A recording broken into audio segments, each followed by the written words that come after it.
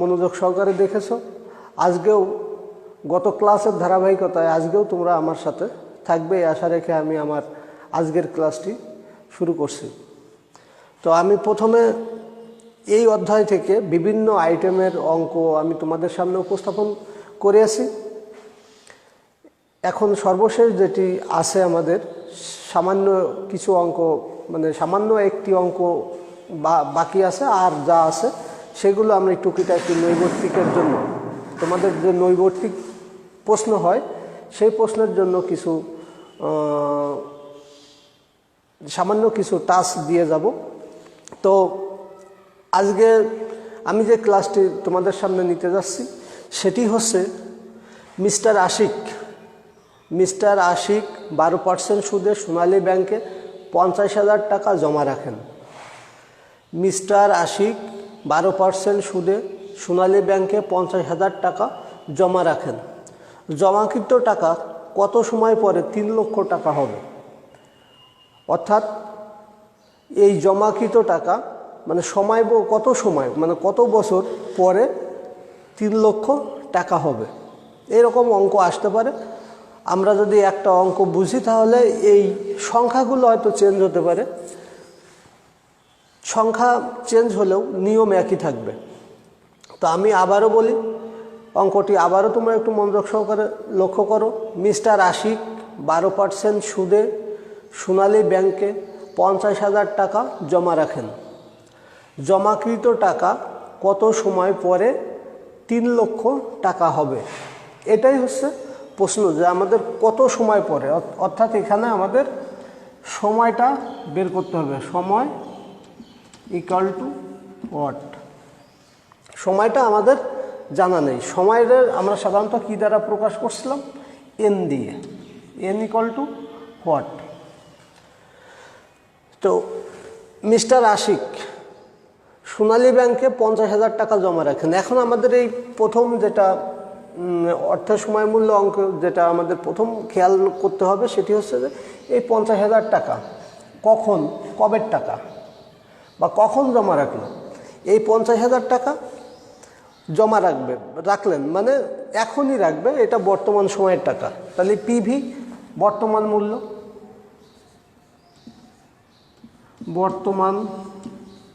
মূল্য, PV equal to 50,000 টাকা। এই 50,000 টাকা আমরা বুঝলাম যে এটা বর্তমান সময়ের মূল্য, এই জন্য এটা হচ্ছিল পিভি। জমা রাখেন, জমাকৃত টাকা কত সময় পরে 3 লক্ষ টাকা হবে? তাহলে এই 3 লক্ষ টাকা কত সময় পরে? এই 3 লক্ষ টাকা অবশ্যই ফিউচার ভ্যালু, মানে সময়টা এখন থেকে যদি স্টার্ট করা হয় তাহলে নেক্সটে যত যাবে সেটাই হচ্ছিল ফিউচার ভ্যালু। এটা তাহলে আমাদের ভবিষ্যৎ মূল্য। ভবিষ্যৎ মূল্য এফভি ইকুয়াল টু 3 লক্ষ টাকা। ভবিষ্যৎ মূল্য এফভি ইকুয়াল টু 3 লক্ষ টাকা। আর একটি বিষয় দেওয়া আছে, সেটা হচ্ছে মিস্টার আশিক 12% সুদে। তাহলে সুদের হার আর equal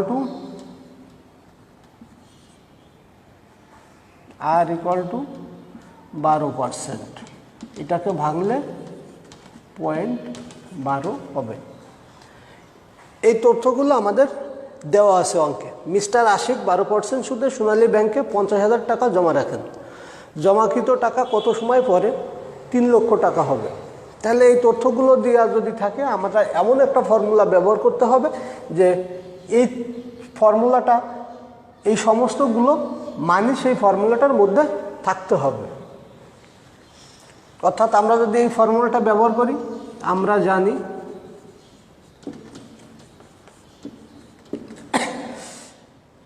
FV equal to PV into 1 plus R power n। এই ফর্মুলাটা যদি আমরা ব্যবহার করি বা অ্যাপ্লাই করি তাহলে এই জায়গার এন আছে, পিভি আছে, এফভি আছে, আর আছে। তাহলে এই ফর্মুলাটা যদি আমরা ব্যবহার করি তাহলে অ্যাপ্লাই করি তাহলে আমরা অঙ্কের এনের মানটা বের করতে পারবো। কিন্তু এই এনের মান সাধারণত সহজ অর্থে অনেকে বের করতে পারে না, যার জন্য আজকে আমার এই ক্লাসটি নেওয়া। এখানে ক্যালকুলেশনেও একটু লক্ষ্য রাখতে হবে, যার জন্য আমি অঙ্কটি আজকে তোমাদের সামনে উপস্থাপন করছি। এফভি ইকুয়াল টু কত দেওয়া আছে? 3 লক্ষ টাকা। 3 লক্ষ টাকা ইকুয়াল টু পিভি 50,000 টাকা, 1 প্লাস আর, আর এর মান দেওয়া আছে 0.12, পাওয়ার হচ্ছে এন, और 3 লক্ষ টাকা ইকুয়াল টু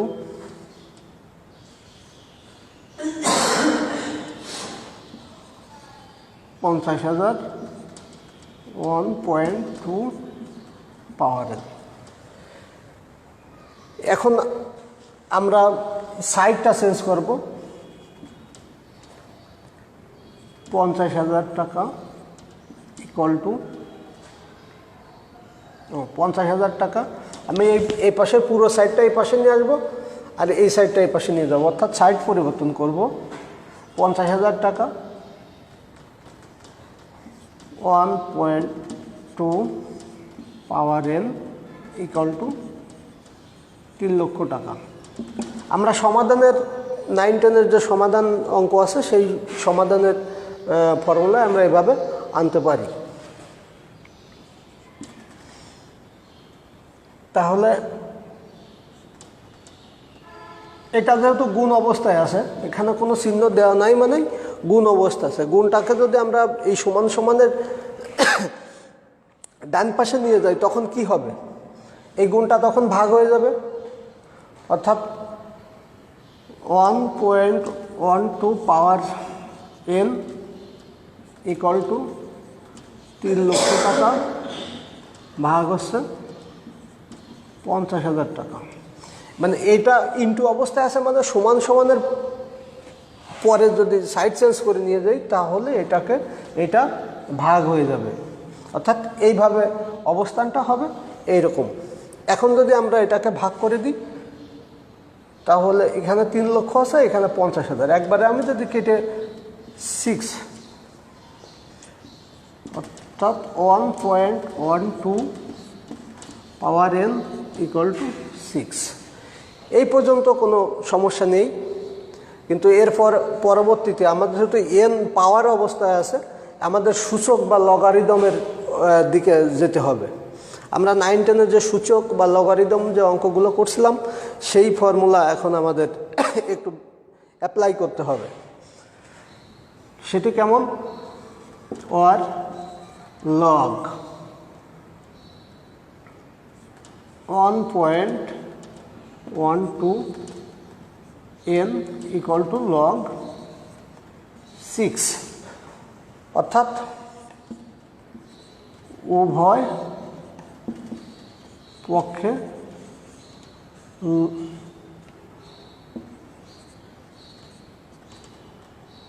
লগ নিয়ে, আমরা যদি উভয় পক্ষে লগ নিই তাহলে লগের এই পক্ষে লগ, এটা হচ্ছে লগ, ও পাশে লগ 6 থাকবে। এখন আমরা যদি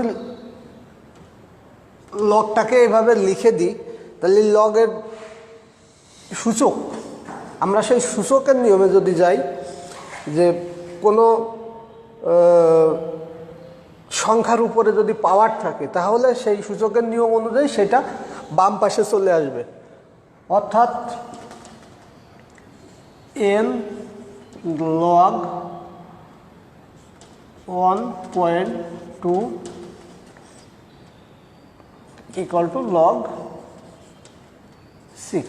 এ পাশে তো আর পাওয়ার অবস্থায় নেই, এই জন্য ওখানে log 6ই থাকবে।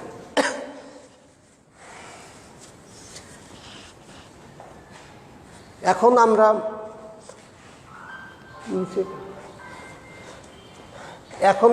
আমরা যেটা দেখব সেটি হচ্ছে এখানে n এটা গুণ অবস্থায় আছে, ওই এটার মতো যদি আমরা সাইড পরিবর্তন করে দিই তাহলে কি হচ্ছে log 6 ভাগ log 1.12 n equal to log 6 divided log 1.12 এই অবস্থানটা পাওয়া যাবে। এখন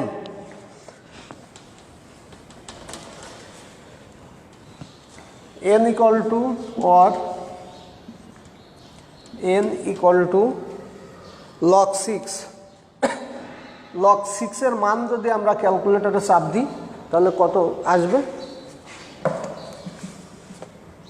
ক্যালকুলেটর যদি আমরা log 6 এর মান দিই তাহলে 0.7781 সামথিং, 0.7781, এরপরে আরও কিছু সংখ্যা আছে, ডিভাইডেড log 1.2। এখন log 1.2 রে আমরা লগে যদি সায়েন্টিফিক ক্যালকুলেটরে যদি আমরা চাপ দিই একবারে লগ এটার মান বেড়ে আসবে।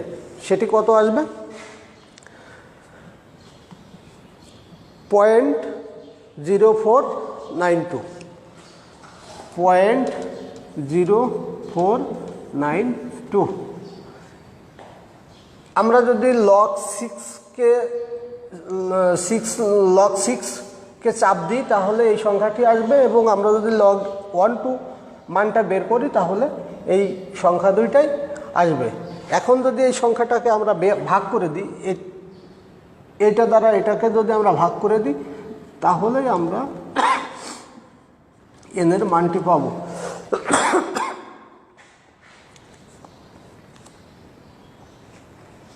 অর্থাৎ 15.81,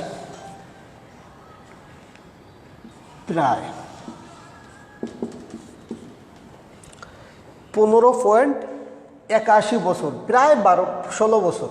15.81 বছর মানে প্রায় 16 বছর। এখন আমাদের অঙ্কে কি উত্তর চাচ্ছিল? যে মিস্টার আশিক 12% সুদে সোনালী ব্যাংকে 50,000 টাকা জমা রাখেন। মিস্টার আশিক সোনালী ব্যাংকে 12% সুদে 50,000 টাকা জমা রাখেন। জমাকৃত টাকা কত সময় পরে 3 লক্ষ টাকা হবে? এখন আমরা যেটা ক্যালকুলেশন করে দেখলাম যে এই জমাকৃত টাকা, এই 50,000 টাকা যদি সে এখন জমা রাখে, ব্যাংক যদি তাকে 12% সুদ প্রদান করে তাহলে 15.81 প্রায় 16 বছর পরে এই 50,000 টাকাটা 3 লক্ষ টাকায় রূপান্তরিত হবে। এইটাই হচ্ছে উত্তর। অর্থাৎ যে আমাদের যে অঙ্কের যে কোশ্চেনটা যেটা ছিল সেটি হচ্ছে এটা। প্রিয় শিক্ষার্থী বন্ধুরা, আশা করি এই টাইপের বা এই ধরনের এই ফর্মুলার যদি কোনো অঙ্ক আসে তোমরা সেটা করতে পারবে। শুধু এই জায়গার সংখ্যাগুলো হয়তো পরিবর্তন হতে পারে, যেমন এখানে 12 জায়গায় 10 থাকলো, এখানে 5 লক্ষ টাকার জায়গায় 1 লক্ষ টাকা থাকতে পারে, এখানে 3 লক্ষ জায়গা 4 লক্ষ টাকা থাকতে পারে। এরকম কিছু সংখ্যা পরিবর্তন হলেও হতে পারে, কিন্তু ফর্মুলার কোনো পরিবর্তন হবে না। তো এই অধ্যায়ের এটি আমার সর্বশেষ আলোচনার বিষয় ছিল, অঙ্কের বিষয়। এরপরে তোমাদের আর একটু অল্প একটু টাচ করব, সেটি হচ্ছে যে ওই যে বিধি 72, অর্থের সময় মূল্য অধ্যায়ে আমাদের বিধি 72 নামে একটি ফর্মুলা আছে। এই বিধি 72 আমরা কিভাবে অ্যাপ্লাই করতে পারি সেই বিষয়টি জাস্ট আমি তোমাদের 2-4টি কথার মাধ্যমে বোঝানোর চেষ্টা করব। বিধি 72 এর অর্থটা হচ্ছে যে কত সময় পরে অর্থ ডাবল হবে, কত সময় পরে অর্থ ডাবল হবে। আবার কত পার্সেন্ট সুদে অর্থ ডাবল হবে। আমি তোমাদের একটা উদাহরণ দিচ্ছি, সেটা একটু লক্ষ্য করলে তোমাদের বিষয়টি ক্লিয়ার হয়ে যাবে।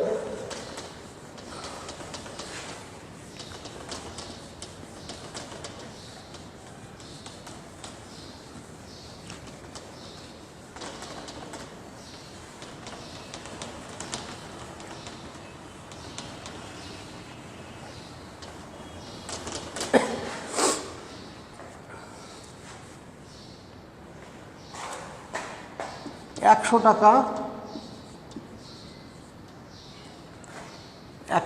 10% সুদে 10% সুদে 10% সুদে কত সময়ে দ্বিগুণ হবে। অর্থাৎ 100 টাকা 10% সুদে 100 টাকা 10% সুদে কত সময় দ্বিগুণ হবে। এগুলো অঙ্ক আসবে না, এটা নৈবর্তিকের অনেক সময় আসতে পারে, ছোট ছোট অঙ্ক, সেটা অনেক সময় আসে, তবে জেনে রাখা ভালো। এটা আমরা কোন সূত্র ব্যবহার করব? সেই বিধি 72।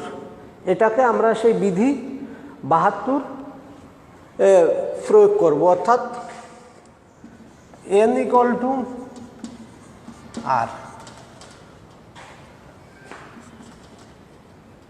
72 আর দেওয়া আছে 10%, অর্থাৎ 7.2 বছর। এই 100 টাকা 10% সুদে কত সময় দ্বিগুণ হবে? এই 100 টাকা 10% সুদে 7.2 বছর পরে, অর্থাৎ 7 বছর একটু বেশি সময় পরে 200 টাকা হবে। এই সময়টা পরে 200 টাকা হবে। আরেকটি অঙ্ক এই বিধির 72 দিয়ে আরেকটি অঙ্ক করা যাবে। সেটি হচ্ছে, এখানে আমি বলছি 100 টাকা 10% সুদে কত সময় দ্বিগুণ হবে। এখন যদি আমি এটি আবার ঘুরাই দিই,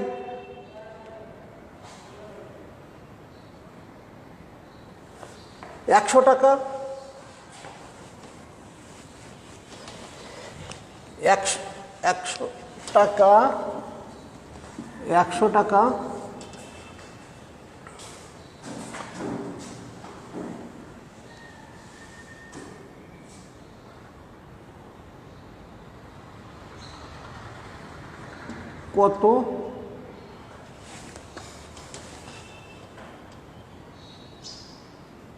কত রেটে 100 টাকা 5 বছরে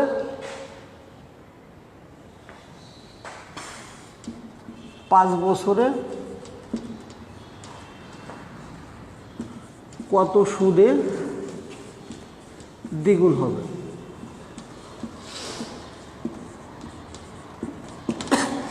100 টাকা 5 বছরে মানে কত পার্সেন্ট সুদে দ্বিগুণ হবে।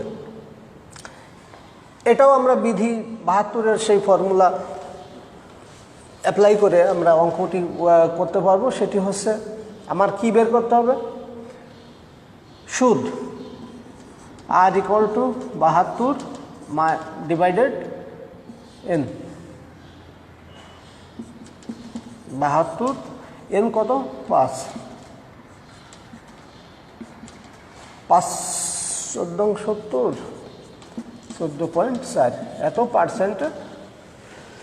100 টাকা 14.4% 5 বছর পরে দ্বিগুণ হবে। এটা হচ্ছে বিধি 72-এর দুটি বিধি। এইভাবে যদি কোনো অঙ্ক যে কত সময়ে দ্বিগুণ হবে, কত পার্সেন্টেন্সে দ্বিগুণ হবে, এইরকম যদি কোনো অঙ্ক আসে, তাহলে অবশ্যই তোমরা এই বিধি 72 ফর্মুলা দুইটি ব্যবহার করতে পারবে। প্রিয় শিক্ষার্থী বন্ধুরা, আমি গত ক্লাসের ধারাবাহিকতায় আজকে অর্থের সময় মূল্যের সর্বশেষ ক্লাসটি নিলাম। আশা করি তোমরা এই অধ্যায়ে সঠিকভাবে অনুধাবন করতে পেরেছো। আমি আগামী ক্লাসগুলোতে ফিনান্স, ব্যাংকিং ও বিমা প্রথম পত্র থেকে অন্য ইকুয়েশানগুলো নিয়ে আলোচনা করার চেষ্টা করব। ততক্ষণে তোমরা যে যেখানে থাকো আসো, সবাই সুস্থ সুন্দর থাকো। সবাইকে আবারও অনেক অনেক শুভেচ্ছা, ধন্যবাদ জানিয়ে আমি আজকে আমার ক্লাসটি শেষ করছি।